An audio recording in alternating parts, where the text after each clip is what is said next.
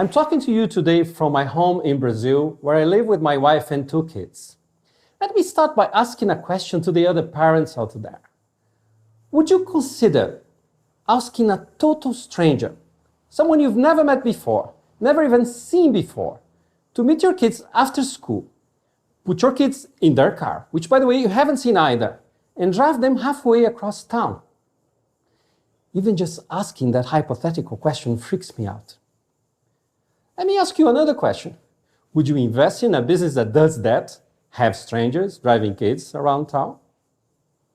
It seems like an absurdly untrustworthy value proposition. An impossible business plan, doomed to fail, doesn't it?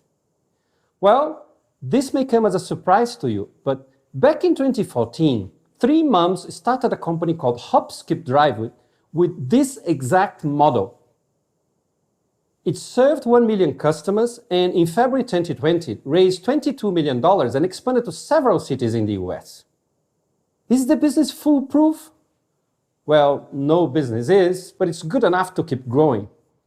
How did they do that?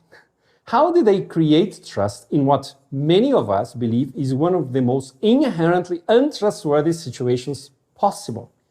The short answer, they built trust in the overall system.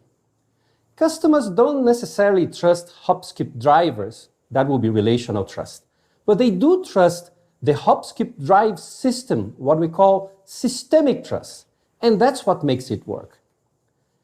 I am fascinated by this. Here in Brazil, people these days tend to say that trust is a rare commodity. I don't think we are alone. Trust appears to have broken down all around us, and yet the concept of trust has never been so fashionable. But what is trust really? Is it a feeling, an invisible part of our human DNA or culture, or this quasi-spiritual thing like the Force in Star Wars? Or is it really something more concrete? I am an engineer and a consultant, worse still, with a PhD, so sorry about that. I study the structures and systems of businesses and organizations. So, a couple of years ago, I started wondering whether we could decode and manage this seemingly intangible concept of trust. I'm pleased to report we are doing it, which I believe is really important because from my perspective, if we can decode how trust impacts businesses, we can make them more successful, which might mean that their partners and employees are more engaged and can be more cooperative. And we as customers can be happier, more satisfied, and safer when we interact with them. So today, I want to present to you the results of our study and also offer to you a toolbox to build systemic trust. We basically started with a sizable graveyard of over 100 failed business ecosystems. And by business ecosystem, we mean a business that can only function if all participants cooperate.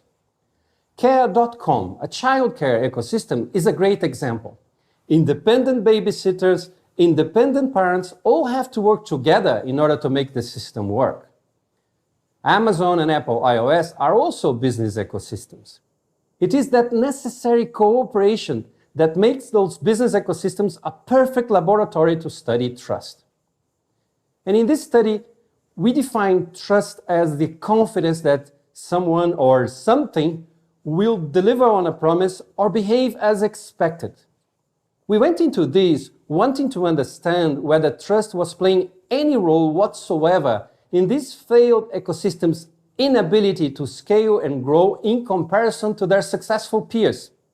For instance, we studied Orkut versus Facebook. What is that? You don't know what Orkut is? Why doesn't that surprise me? RIM BlackBerry versus Apple iOS or Android. HouseTrip versus Airbnb. I bet you haven't booked your last vacation on HouseTrip, have you? You get the idea. What we found is that trust does play a meaningful role between success and failure of business ecosystems. It wasn't always the final nail in the coffin, but it was relevant to send more than half to the graveyard. Why was that? Many of the failed ecosystems made the mistake of naively assuming that cooperation anchored on trust would spontaneously emerge between complete strangers, and yet we found more than 70% of uncooperative behaviors in the failed ecosystems. In contrast, nearly 9 in 10 of the successful ecosystems actively embedded trust right into the workings of the platform. They built systemic trust. In essence, ecosystems were competing on trust. Trust had become a source of competitive advantage. The question then is, how did they do it? How did they design for trust? When we examine the successful ecosystems, we found 7 trust tools embedded in them. Let me start with the first one, access. Many of the successful ecosystems define very well who is allowed in and who can be kicked out of the platform for bad behavior. HopSkip Drive does access well. It takes the drivers through a strict background check before they are hired into the platform. They also have a zero-tolerance policy, which is super clear to everyone. So drivers know they can be terminated if they are caught illegally using their mobile phones while driving. Next is contracts. Trustworthy ecosystems formalize a relationship with all participants through contracts. If you've ever clicked the box, I agree to terms and conditions, you've signed an ecosystem contract. Then there is incentives, and this is a big one. Successful ecosystems encourage cooperation through rewards or by motivating participants to interact with each other in a positive manner. eBay and Amazon use reputation as an incentive. If you're a seller and you have good reputation, you can charge higher prices for your products. Then there is control, and I know it's a bit off to talk about control in trust, but we're not talking about forceful control. It's more like a gentle guidance, like an invisible hand nudging you in the right direction. Successful ecosystems shape the behavior of participants so the kind of cooperation required will emerge in the platform.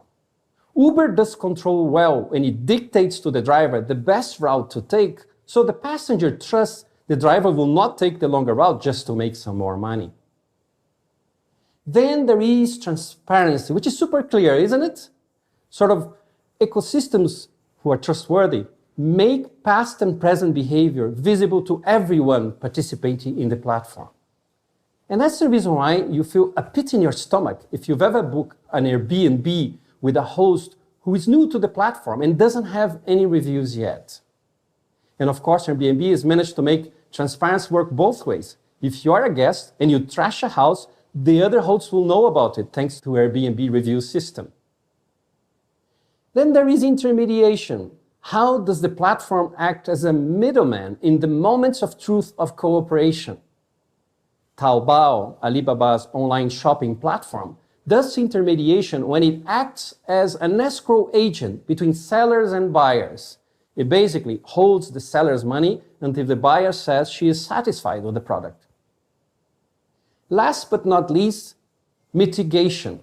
How does the platform handle mishaps or prevent them from happening in the first place? Did you know that Live Auctioneers, an auctions platform for arts, collectibles, and antiques, has a broad protection program that guarantees payments on the platform? That's an example of a mitigation. So those are the 7 trust tools, the toolbox. Even more interesting is how they appeared combined in a successful ecosystem we studied.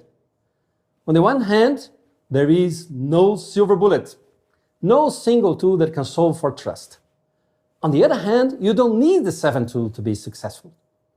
You need 3.6 on average. So how do you pick? It depends on the kind of ecosystem you are designing. If interactions among the participants is key, like in most social media ecosystems, you will require a combination of access, transparency, and control in order to be successful. These are the very tools Facebook uses, and these are the tools, interestingly enough, causing Facebook so much grief right now. When there is a man last mile for the delivery of the promise, like in most gig economy ecosystems, then you will require mitigation in order to cater for failed delivery. when there is a large asymmetry of information, say between sellers and buyers in used goods marketplaces, then you require a combination of intermediation and mitigation. And of course, when there are many dimensions to the platform, you will require a larger combination of tools. Let me say one more thing, because I've been a consultant long enough to know that many of the business leaders watching this may be saying, hey, this is great. Let's digitize all these tools and we have the best and most successful ecosystem ever. Well, before you move to action, let me tell you something. Yes, digital plays a meaningful role in enabling trust, and in some cases, the very existence of the ecosystem. You could say that digital can be the backbone of systemic trust. However, there is no such a thing as trustless trust. No matter how fabulous the code, how advanced the blockchain, digital cannot solve for trust alone.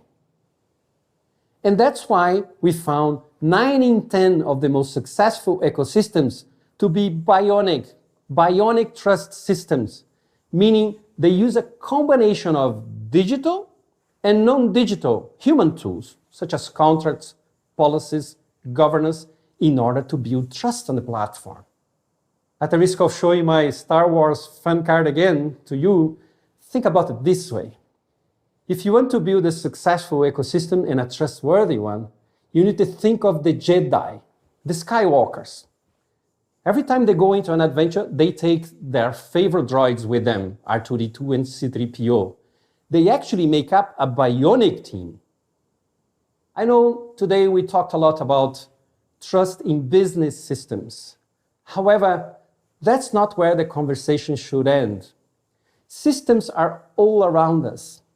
Schools, governments, healthcare. Could those systems become more trustworthy through the use of the tools in the toolbox?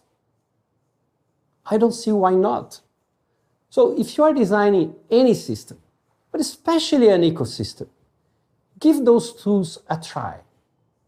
If you do that, I can almost guarantee the force will be with you.